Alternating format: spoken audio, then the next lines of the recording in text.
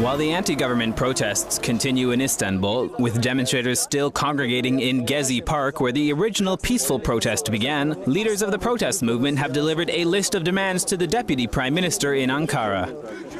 Among the wishes of the protesters is the resignation of the police chiefs and governors responsible for the brutal police response to the at first peaceful sit-in. An end to the use of tear gas is also being demanded, as is the release of all detained protesters. Social networks have been ablaze over the past, with photos captured by a Reuters photographer showing a woman in a red dress standing up to heavily armored riot police who are dousing her in tear gas. She has become a symbol for protesters standing up to government security forces in the past few days. Biman Zatar, one of the first protesters to gather in Gezi Park to prevent its destruction for planned redevelopment into a shopping center, explained why he thought Prime Minister Erdogan should resign. We will kick the type from the government, I guess.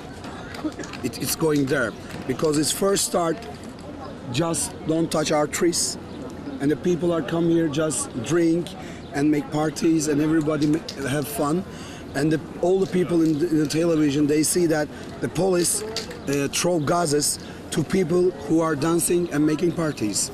While the protest started as a way to block the redevelopment of Istanbul's Gezi Park, which is adjacent to Taksim Square, the movement quickly turned violent and spread after a swift and harsh crackdown by riot police. The protest took on an anti-government tone, with many calling for Prime Minister Erdogan to step down. Critics say Erdogan is trying to force conservative Islamic ideals on a population that is constitutionally secular. When we look at the protesters, they come from different backgrounds, they have different political views, but they are all united because they don't want an authoritarian regime. This is very important. And also the government, Prime Minister's new project for creating a presidential system, many people, they perceive that this is an authoritarian step.